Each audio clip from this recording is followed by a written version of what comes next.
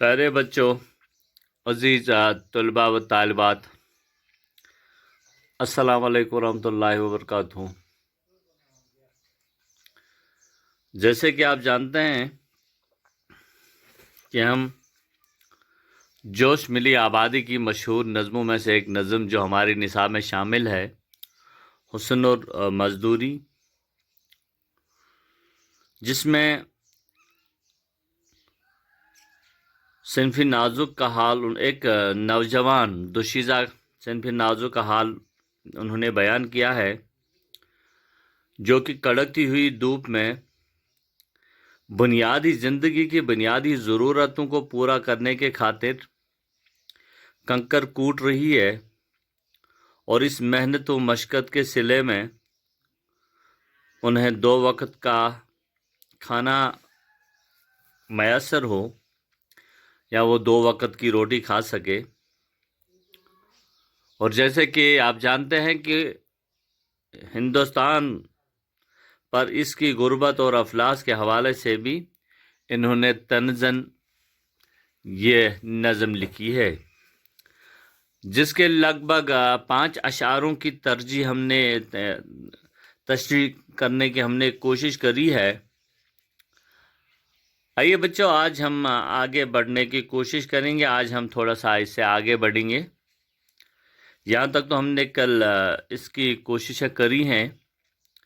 धूप में लहरा रही है काकले अंबर सरिश्त, हो रहा है कमसनी का सोच जजो संगो खश्त, यानी कि उसकी खुशबूदार सर के बाल माथे की तरफ आए और वो धूप में लहरा रहे हैं और उसकी कम उम्र सोच ईंटों और पत्थरों का हिस्सा बन गई है। उसका ख्याल पत्थर तोड़ने पर मरकूज है, जो कि उसके माथे पर खुशबूदार बाल जो धूप में लहरा रहे हैं और उसके हुस्न में वो 4 चांद लगा रहा था। आज यहाँ से शुरू कर रहे हैं हम शेर नंबर 6। पी रही हैं सुर्ख किरणें महरे आतिशबार की, नरगिसी आंखों का रस मई चमचम्पी रुखसार की। शायर फरमाता है इस शेर में, आग बरसाते हुए सूरज की किरणें, बहुत ज़्यादा धूप, बहुत ज़्यादा गर्मी, और इस बरसाते हुए सूरज की किरणें उसकी नरगिसी जैसे खूबसूरत आंखों। नरगिस फूल का नाम है और उसकी जो होती है वो बहुत ही खूबसूरत होता है। उसकी नरगिसी जैसे खूबसूरत आंखों का रस और उसके गालों की शराब पी रही है। जैसा कि ये बरसाती हुई चिलचिलाती धूप उसके नरगिसी आंखों का रस और उसके गालों की शराब पी रही हैं। तेज धूप उनकी आंखों की खूबसूरती और सुर्ख और सफ़ेद गालों की ताजगी जो है वो ख़त्म कर रही है। गम के बादल खातरे नाजुक पे हैं छाए हुए, आरज़े रंगी हैं यादो फूल मुरझाए हुए।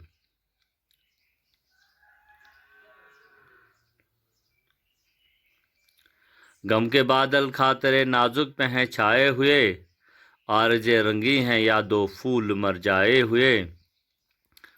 इस शेर में गम मुसीबत के बादल उसकी नाजुक तबीयत पर छाए हुए, यानी कि उस दोशीज़ा की हालत इज़हार बयान कर रहे हैं। यहाँ पे गम और मुसीबत के बादल उसकी नाजुक तबीयत पर छाए हुए हैं और उसकी रंगीन गाल मुरझाए फूल की तरह नज़र आते हैं।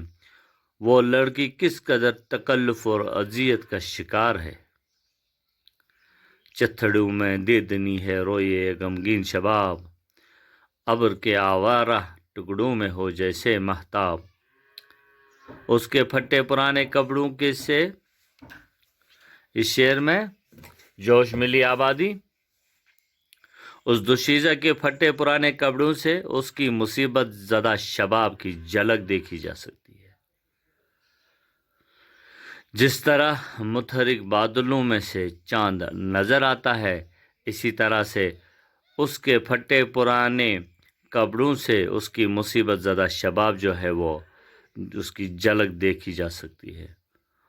اف یہ ناداری میرے سینے سے اٹھتا ہے دھواں، آہ اے افلاس کے مارے ہوئے ہندوستان۔ اس شعر میں اس نوجوان دوشیزہ کی حالت میں مزدوری کرتے دیکھ کر شاعر کا جو ہے وہ دل دکھی ہو جاتا ہے۔ وہ ملک سے شکایت کرتا ہے، وہ اپنے بادشاہوں سے شکایت کرتا ہے، وہ اپنی حکومت سے شکایت کرتا ہے کہ اس میں کس قدر غربت ہے۔ اگر ملک غریب نہ ہوتا تو صنف نازک رستوں پر مزدوری کرنے کی ضرورت نہ پڑتی۔ اس شعر میں کھوکھلے دعوے، غریب سے غریب تر ہوتا جا رہا ہے اور امیر کی دولت میں دن دگنی رات چگنی اضافہ ہوتا جا رہا ہے۔ کہتے ہیں وہ اپنے حکومت سے شکایت کرتا ہے، جوش ملی آبادی کی اس قدر غربت ہے کہ اگر غریب ملک نہ ہوتا تو صنف نازک رستوں پر مزدوری کرنے کی انہیں ضرورت ہی نہ پڑتی۔ حسن ہو مجبور کنکر توڑنے کے واسطے، حسن ہو مجبور کنکر توڑنے کے واسطے، دست نازک اور پتھر توڑنے کے واسطے۔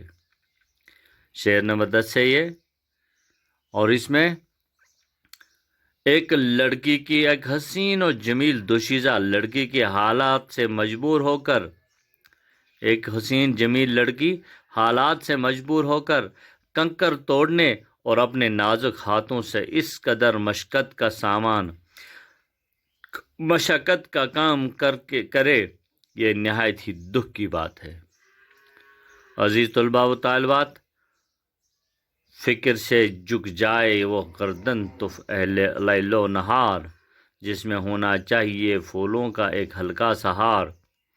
اس شعر میں فرماتے ہیں کہ جس نازک گردن میں پھولوں کا ہار ہونا چاہیے، صنف نازک کی بات ہو رہی ہے، جس شعر میں جس نازک گردن میں پھولوں کا ہار ہونا چاہیے تھا، وہ فکر اور پریشانی، یعنی کہ یہ دوشیزہ فکر اور پریشانی اور تکلیف کی وجہ سے جھک گئی ہے۔